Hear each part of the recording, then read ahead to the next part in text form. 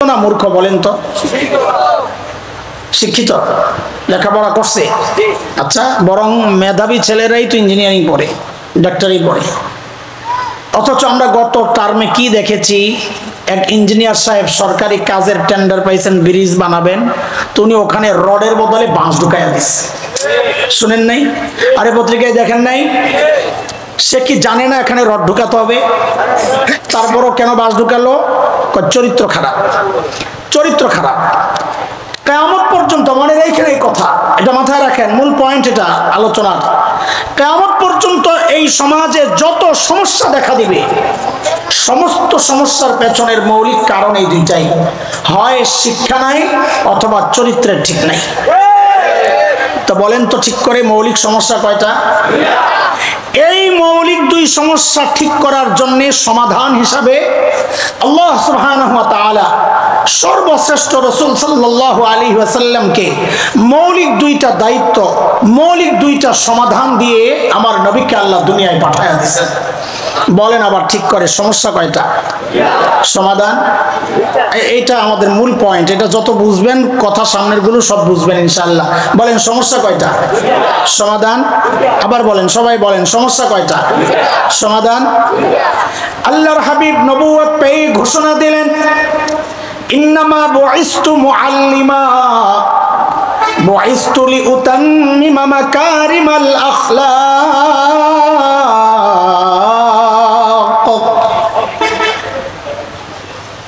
নবী ঘোষণা দিলেন, আল্লাহ আমাকে শিক্ষক বানায়া দুনিয়ায় পাঠাইছেন। কি বানায়া? শিক্ষক বানায়া। কেন পাঠাইছেন? ওই যে এক সমস্যা মূর্খতা, ওই মূর্খতা দূর করার জন্য। দুই নম্বর নবী বলেন, আল্লাহ আমাকে সর্বোচ্চ উন্নত চরিত্র দিয়ে দুনিয়ায় পাঠিয়েছেন কেন? আমি যেন ওই বর্বর চরিত্রহীন মানুষগুলোর পেছনে মেহনত করে করে ওদেরকে মানব ইতিহাসের শ্রেষ্ঠ চরিত্রবান মানুষ বানাতে পারি। বলেন তো আবার ঠিক করে, সমস্যা কয়টা? সমাধান। একটা ছোট্ট কথা বলেনি ফাঁকি দিয়া, আমাদের নবী কি ছিলেন? আমি কি বলছি? শিক্ষক। বলেন কি ছিলেন? শিক্ষক। আমাদের নবীকে আল্লাহ শিক্ষক বানায়া পাঠাইছেন। দেখেন, আপনাদের যারা মাদ্রাসাওয়ালা না, আমি তো বলছি মাদ্রাসার প্রসঙ্গে বলবো আজকে, যারা মাদ্রাসাওয়ালা না, আপনাদের গর্বের অনেক উপলক্ষ আছে। কষ্ট নিয়ে না, আমরা কিছু বললে কি কষ্ট পাইবেন? মাফ করে দিয়ে, কষ্ট দেওয়ার জন্য কথাগুলো বলছি না, বলবো না, আপনাদের হৃদয়ে আফসোসের আগুন জ্বালাইতে কথাগুলো বলবো, যে হারে কি করলাম। রাহমাতুল্লাহি ওয়া বারাকাতুহু। সুবহানাক লা ইলাহা ইল্লা আনতা।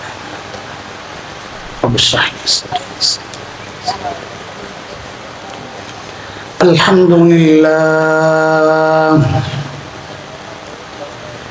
আলহামদুলিল্লাহি ওয়া কাফা ওয়া সালামুন আলা ইবাদিহিল্লাযীনা ইসতাফা।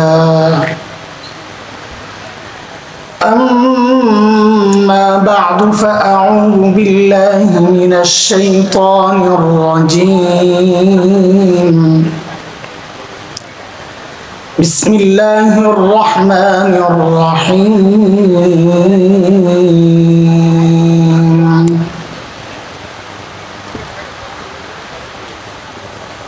لقد من الله على المؤمنين إذ بعث فيهم رسولا من أنفسهم يتلو عليهم آياته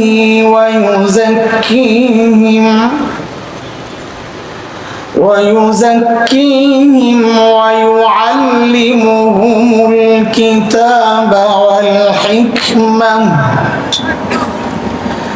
وإن كانوا من قبل لفي ضلال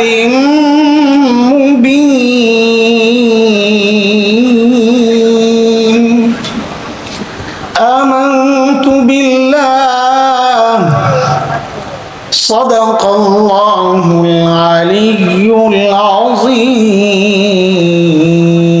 العظيم. নূরে মদিনা তালিমুল কোরআন মাদ্রাসা জামিয়া মিদিয়া নূরে মদিনা বালিকা মাদ্রাসার উদ্যোগে আয়োজিত আজকের এই মুবারক মাহফিলের মুহতারাম সভাপতি প্রিয় বন্ধু হযরতুল আল্লাম শেখ মিসবাউদ্দিন হাফিজাহুল্লাহ, উপস্থিত হযরত উলামায়ে কিরাম, মুরব্বিয়ান আযম, দূর দূরান্ত থেকে আগত ইসলাম প্রিয় সুধী সমাজ, প্রিয় ছাত্র ভাইয়েরা, যুবক বন্ধুরা, পর্দার আড়ালের মা ও বোন, আল্লাহ সুবহানাহু ওয়া তাআলার অশেষ মেহেরবানি, করুণা, দয়া, যে মহান মালিক লাখো কোটি মানুষ থেকে বাছাই করে দ্বীনি এই মাহফিলে আমাকে আপনাকে আসার বসার কিছু কথা বলা ও শোনার তৌফিক দান করেছেন। সেজন্য মহান রবের শুকরিয়া আদায় করি, জবান খুলে প্রাণ খুলে কালিমাতুশ শুকর উচ্চারণ করি আলহামদুলিল্লাহ। অনেক লম্বা সময় থেকে আপনারা বসে আছেন, আমরা অনেক লম্বা সময় থেকে চেষ্টা করতেছিলাম এদিকে আসার জন্য। আল্লাহর ফয়সালা, আমি খুব বিব্রত হই কোথাও দেরিতে বসলে, আমাদেরকে মাফ করে দিয়েন। কোনো ওজোর আমি পেশ করতেছি না, আমার কোনো সমস্যাও দেখাচ্ছি না, একদম সোজা কথা, মাফ করে দিয়ে। কষ্ট পাইছেন, অপেক্ষা অনেক কষ্ট। মাদ্রাসাওয়ালারাও নিশ্চয়ই বিব্রত হয়েছে, আসে না কেন, আসে না কেন, আসে বলতেও পারে না। মাঝখানে আবার মিসবাবাই আছে, ওস্তাদ, ডরে কিছু কয়ও না।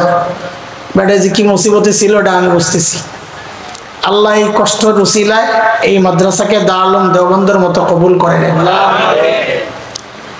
আমি কথা যেহেতু অনেক হয়েছে, লম্বা করার সুযোগ নাই, রাতও অনেক হয়েছে, তার মানে এটা না আবার একেবারে কোনো রকম প্যাকেট করে ফাঁকি দিয়ে চলে যাবে না।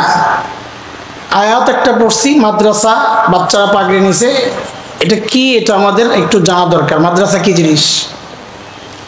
অনেকের নেগেটিভ ধারণা আছে মাদ্রাসার প্রতি, কিছু বেকার তৈরি হয়, চার দেয়ালে বয়ে বয়ে খালি খায় আর ঘুমায়, বাইরের দুনিয়া চিনে না, এরকম অনেক বক্তব্য আজকাল আমরা শুনি, শুনি। আমাদের কাজটা কি, তুমি চাচ্ছ কি, এটা একটু বোঝা দরকার। এখন ইঞ্জিনিয়ারিং ইউনিভার্সিটিতে ওদেরকে বিজ্ঞান পড়াবে।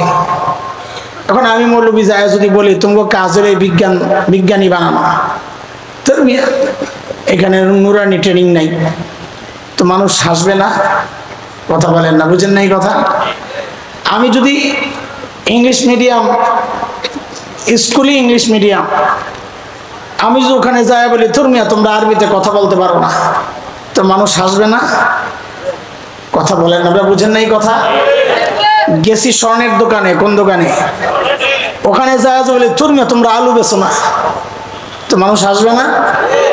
যেখানে যেটা, ওখানে যায় ওইটাই তালাশ করতে হবে। ওখানে যায় যদি আমি বলি তুমি বসে বসে স্বর্ণ বেচো, দুনিয়ার বাইরের খবর রাখো না, বাইরে এখন আলু বহুত সস্তা, এটা পাগল ছাড়া কেউ বলবে না। কাজেই আমরা চার দেয়ালের ভিতরে কি করি, তুমি বাইরে কি করো, একটু বোঝা দরকার। কথা একটু মনোযোগ সহ শুনেন, আমরা কাউকে আঘাত করার জন্য কোনো কথা বলি না, আমাদের অবস্থান আমাদের ব্যাখ্যা দেওয়া জরুরি, আমরা করিটা কি। সেই কথায় ঢোকার জন্য আমাকে একটু সময় দিতে হবে, আমি হঠাৎ ঢুকতে পারি না, এটা আমার এক দুর্বলতা। আমাদের অনেক ভাইরা আছেন অল্প সময়ের মধ্যে গুছায় কেমনে জানি প্যাকেট করে দিয়ে দেয়, আমি এটা পারি না, এটা দুর্বলতা। আমার একটু লম্বা ভূমিকা সাজায় আসতে হয়, মূল পয়েন্টে ঢুকতে। ভূমিকা সাজানোর পর একটা দৌড় মারি, তখন আর দেরি হয় না। তো আশা করি আপনারা ধৈর্যের সাথে শুনবেন আমাদের কথাগুলো ইনশাআল্লাহ তাআলা। তার আগে ভূমিকার কিছু কথা শোনেন দোস্ত। আল্লাহ সুবহানাহু ওয়া তাআলা জমিনে যত নবী পাঠিয়েছেন আলাইহিমুস সালাতু ওয়াস সালাম, এই সমস্ত নবীকে আল্লাহ কেন পাঠাইছেন? আল্লাহ তাআলা যখন দেখেছেন তার বান্দা ধ্বংসের খাদে চলে গেছে, জাহান্নামের রাস্তায় ছুটে চলেছে, ওই বিপন্ন বিপর্যস্ত মানবতাকে রক্ষার জন্য, ওই অসুস্থ মানুষগুলোকে সুস্থ করার জন্য আল্লাহ সুবহানাহু ওয়া তাআলা যুগে যুগে হযরত আম্বিয়া আলাইহিমুস সালামকে দুনিয়ায় পাঠিয়েছেন। যেমন হযরতে মূসা আলাইহিস সালামকে আল্লাহ দুনিয়ায় কখন পাঠাইছে? আল্লাহ তাআলা যখন দেখেছেন তার বান্দা বনি ইসরাইলের উপর ফেরাউন এবং তার বংশের লোকদের এমন নির্যাতন চলছিল যে বনি ইসরাইল একদম নিঃশেষ হয় প্রায়। নির্যাতনের কিছু ধরন কোরআন আল কারীমের মধ্যে আসছে, যেমন সূরা ইব্রাহিম 6 নম্বর আয়াত। এখানে একটা ধরন আসছে, আল্লাহ তাআলা বলেছেন, আল্লাহ বলেন وَإِذْ قَالَ مُوسَى لِقَوْمِهِ اذْكُرُوا نِعْمَةَ اللَّهِ عَلَيْكُمْ إِذْ أَنْجَاكُمْ مِنْ آلِ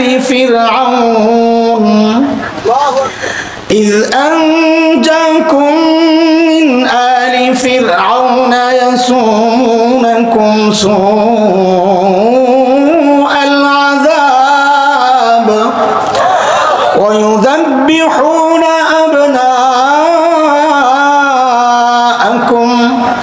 وَيَسْتَحْيُونَ نِسَاءَكُمْ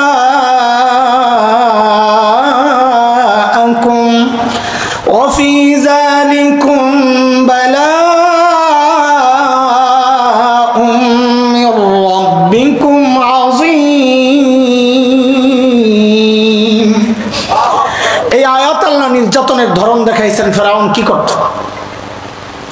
যখন বনি ইসরাইলে কোনো মেয়ে জন্ম নিত ফেরাউন বাঁচায় রাখতো, কিচ্ছু বলতো না। কিন্তু যখনই কোনো ছেলে জন্ম নিত তো ফেরাউন নিজের ক্ষমতা হারাবে এই ভয়ে ওই ছোট্ট শিশুদেরকে জবেহ করে করে হত্যা করত। আচ্ছা আমাকে একটু বলেন তো আপনারা, এই ছোট্ট বাচ্চা সদ্যজাত যার হাড্ডিগুলো এখনো গোশতের মতো নরম, এই বাচ্চার পক্ষে ফেরাউনের মতো এত শক্তিশালী বাচ্চাকে ক্ষমতা থেকে নামানো সম্ভব ছিল? বলেন বলেন। তাইলে ফেরাউন এই বাচ্চাদেরকে এত ভয় পেত কেন? বলে এটা আল্লাহ তাআলার দুনিয়া পরিচালনার একটা সিস্টেম।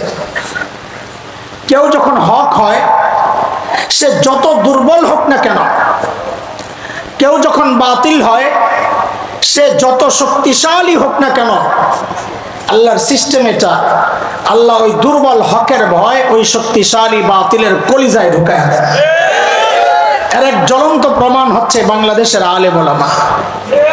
কি আছে রে ভাই আমগো কাছে মিসওয়াক আর তসবিহ ছাড়া, এরপরে যেই ভয় পায়, আরে মরে গেল ভয় পায়। আমার মনে আছে কোরআনের পাখি আল্লামা দিলওয়ার হোসেন সাঈদী রহিমাহুল্লাহ, মানুষটা যখন চলে গেলেন দুনিয়া থেকে, আমার বাসার কাছে পিজি হসপিটালে, ও আল্লাহ সারা রাত কি তাণ্ডব রাজে ওরা চালাইলো, শব্দ বোমা খালি মারতেছিল, আওয়াজ কি যে মনে যুদ্ধ অবস্থা। তো আমি মনে মনে হাসতেছিলাম, আরে মানুষটা মারা গেছে তারপরে এত ডর, মানে কি যে মানুষ যেহেতু হক ছিলেন মৃত্যুর পরেও ওই বাতিলের কলিজা থেকে এখনো ভয় যায় না। এটাই হচ্ছে বাস্তবতা। আচ্ছা এই পর্যন্ত যা বলেছি বুঝেছেন আপনারা? আমার সিস্টেমটা বুঝালেন, একটু একটু করে বুঝে বুঝে আগাইতে হবে, এলোমেলো দৌড়াইতে পারবো না। যতক্ষণ থাকবেন বুঝে বুঝে আগাবেন, না বুঝলে বলবেন, আমি আবার বলবো, ঠিক আছে ইনশাল্লাহ? হ্যাঁ ইনশাল্লাহ তো কয় না, আপনাকে মনোযোগ আছে না? ঘুমায় গেছেন? আছে মনোযোগ? আপনাকে একটা বদ অভ্যাস আছে, বলেন ঠিকই কিন্তু পরে পরীক্ষা করলে পরে ফেল করেন আপনারা, এটাও ঠিক না? তো কে কে ঘুমাইছেন দেখি তো একটু হাত উঠায় দেখান তো, আল্লাহু আকবার।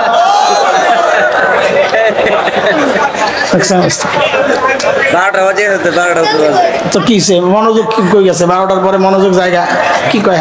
11টার সময় আমি তো জিজ্ঞেস করছি, আরে কথা বলো না, তোমার জিজ্ঞেস করছি নাকি? আমি তো জিজ্ঞেস করছি মনোযোগ আছে কিনা, তা আপনারা বলবেন আছে। যদি বলতেন নাই তাই তার এই কথা বলতাম না। আছে বইলে আবার ঘুমাইছেন বইলে হাত ওঠান, এটা কেমন কথা? ঘুমান নাই তা তো আমিও জানি, আমি তো মনোযোগ পরীক্ষা করছি, আসলে আছে। নাইলে আমি কি বলছি এটা তো বুঝতেন না একেবারে, হাত উঠাইতে বলছি এটা তো বুঝছেন, তার মানে কিছু মনোযোগ আছে।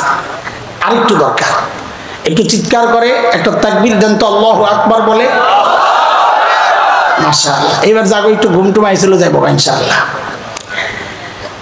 আল্লাহু আকবার। আচ্ছা ঠিক আছে, এটা আমি দিলাম আর কি। আচ্ছা বলেন তো সর্বশ্রেষ্ঠ রাসূলকে? সাল্লাল্লাহু আলাইহি ওয়াসাল্লাম। ঠিক আছে, আরেকটা প্রশ্নের জবাব দিবেন, এই দুইটারে ভর্তা বানাইয়া তৃতীয় একটা বিষয় বের করব ইনশাআল্লাহ। রোগী যদি ছোট হয়, ধরেন আমার মতো গলা ব্যথা, এই ছোট্ট রোগের চিকিৎসার জন্য মানুষ কই যাবে? এলাকার ডাক্তার না দেশের বড় ডাক্তার? কিন্তু রোগী যদি বড় হয় তাও কি এলাকার ডাক্তারের কাছে যাবে না বড় ডাক্তার? কত বড় রোগী যত বড়, মানুষ ডাক্তারও তালাশ করবে তত বড়, ঠিক কিনা? এই যে দুইটা বিষয়কে মিলাইছে, তো এইবার 3 নম্বর আরেকটা বিষয় বুঝেন। যেহেতু আল্লাহ তাআলা সমস্ত নবীকে দুনিয়ায় পাঠিয়েছেন দুনিয়ার অসুস্থ মানুষের চিকিৎসার জন্য, তাইলে বুঝতে হবে আল্লাহ সর্বশ্রেষ্ঠ রসুলকে ওই যুগেই পাঠাইছেন যেই যুগের মানুষগুলো ছিল মানব ইতিহাসের সবচাইতে জঘন্য আর খারাপ মানুষ। কেমনে বুঝলেন? বলে ডাক্তার যেহেতু সবচাইতে বড়, বোঝা গেল যে রোগীদের চিকিৎসার জন্য পাঠানো হয়েছে, ওরা রোগীও ছিল সবচাইতে বড়। সেই রোগীদের যুগটাকে ইতিহাসে বলা হয় আইয়ামে জাহিলিয়া। কি বলে? বর্বরতার যুগ। বর্বরতার মাত্রা কতদূর ছিল যে ওদেরকে ঠিক করার জন্য আল্লাহ সর্বশ্রেষ্ঠ রসুলকে আনলেন। তো ইতিহাস পড়লে দেখবেন শরীরের পশম দাঁড়ায় যায়। মানুষ এতটা খারাপ কি করে হয়েছিল? কি করতো জানেন? একটা পয়সার জন্য মানুষ খুন করে ফেলত। আরে মূর্তি পূজা এখন হয় কি হয় না? তখনও হতো। পার্থক্য কি? এখন মসজিদের মধ্যে মূর্তি রেখে পূজা করা হয়, অথচ তখন কাবার চারপাশেই ছিল 360 মূর্তি। ঘরের মধ্যে আলাদা মূর্তি, মন্দিরে আলাদা। কোথাও সফরে বের হলে বগলের নিচে করে পকেটে করে একটা ছোট্ট মূর্তি নিয়ে নিত। কেন? রাস্তায় পূজা করার জন্য যদি আবার খোদা না পাওয়া যায়, বান্দা খোদা পকেটে লইয়া ঘুরে। এই ছিল অবস্থা। এই জন্ম নিয়ন্ত্রণ এখন হয় কি হয় না? তখনও হতো। পার্থক্য কি? এখন জন্ম নিয়ন্ত্রণ হয়, পেটের মধ্যে বাচ্চা নষ্ট করা হয় অথবা আসতে দেওয়া হয় না। আর তখন জন্ম নিয়ন্ত্রণ হতো, বাচ্চা হওয়ার পর দেখতো ছেলে না মেয়ে। যদি দেখছে ছেলে রেখে দিত, আর যদি দেখছে মেয়ে, এটা ছিল বাবার জন্য সামাজিক কলঙ্ক। আমি মেয়ের বাবা, ওই কলঙ্ক থেকে বাঁচার জন্য বাবা নিজ হাতে নিজের কলিজার টুকরা মেয়েকে জীবন্ত দাফন করে দিত। কোরআন আল কারীমের মধ্যে আসছে অনেক জায়গায়। সূরাতুন নাহল 14 নম্বর পারার সূরাতুন নাহল 58 59 নম্বর আয়াত, এখানে আল্লাহ বলেছেন এটা। আল্লাহ বলেন, ওয়া ইযা বুশিরা আহাদুহুম বিল উনসা যাল্লা ওয়াজহুহু মুসওয়াদ্দা ওয়া হুয়া কাযীম ইয়াতাওয়ারা মিনাল কওমি মিন সু'i মা বুশিরা বিহি أيمسكه على هون أم يدسه في التراب ألا ساء ما يحكمون।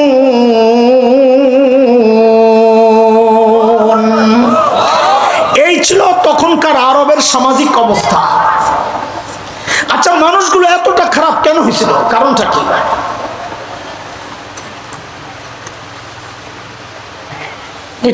এখানে দাঁড়ায় দাঁড়ায় আলাপ করতেছেন, দাঁড়ায় দাঁড়ায় শোনেন, এটা কেমন কথা? একটা মানুষের একটা মানে কোন রকম ন্যূনতম একটা ইয়া যদি থাকে, অনুভূতি, আশ্চর্য।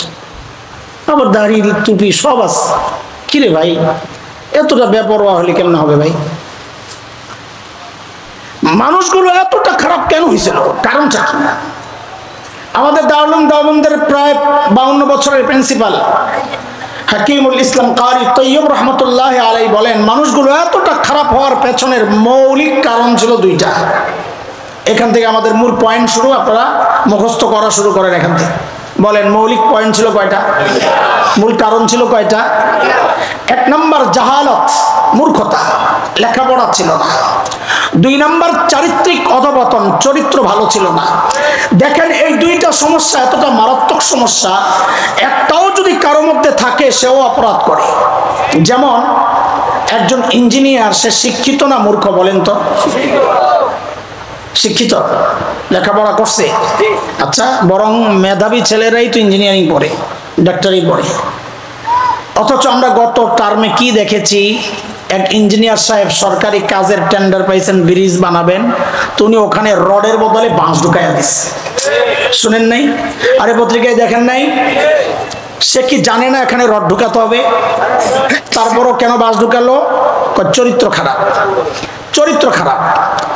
কিয়ামত পর্যন্ত, মনে রাখেন এই কথা, এটা মাথায় রাখেন, মূল পয়েন্ট এটা আলোচনার।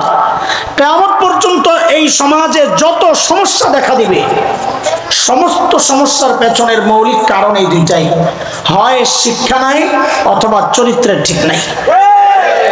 তো বলেন তো ঠিক করে, মৌলিক সমস্যা কয়টা?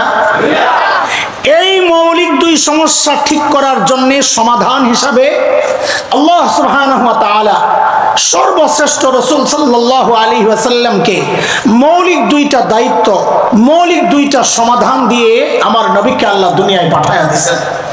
বলেন আবার ঠিক করে, সমস্যা কয়টা? সমাধান। এইটা আমাদের মূল পয়েন্ট। এটা যত বুঝবেন, কথা সামনের গুলো সব বুঝবেন ইনশাআল্লাহ। বলেন সমস্যা কয়টা? সমাধান। আবার বলেন, সবাই বলেন, সমস্যা কয়টা? সমাধান। আল্লাহর হাবিব নবুয়ত পেয়ে ঘোষণা দিলেন, ইন্নামা বুইসতু মুআল্লিমা বুইসতু লিউতাম্মিমা মাকারিমাল আখলাক।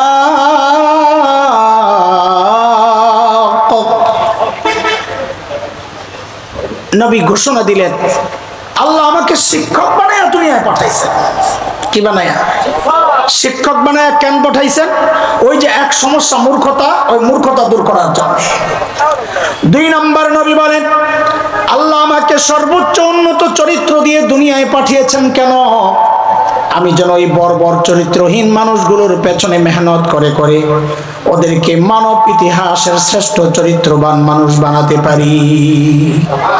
বলেন তো আবার ঠিক করে, সমস্যা কয়টা? সমাধান। একটা ছোট্ট কথা বলেনি ফাঁকি দিয়া, আমাদের নবী কি ছিলেন? আমি কি বলছি? শিক্ষক। বলেন কি ছিলেন? শিক্ষক। আমাদের নবীকে আল্লাহ শিক্ষক বানায়া পাঠাইছেন। দেখেন, আপনাদের যারা মাদ্রাসাওয়ালা না, আমি তো বলছি মাদ্রাসার প্রসঙ্গে বলবো আজকে, যারা মাদ্রাসাওয়ালা না, আপনাদের গর্বের অনেক উপলক্ষ আছে। কষ্ট নিয়ে না, আমরা কিছু বললে কি কষ্ট পাইবেন? মাফ করে দিয়ে, কষ্ট দেওয়ার জন্য কথাগুলো বলছি না, বলবো না। আপনাদের হৃদয়ে আফসোসের আগুন জ্বালাইতে কথাগুলো বলবো, যে হারে কি করলাম।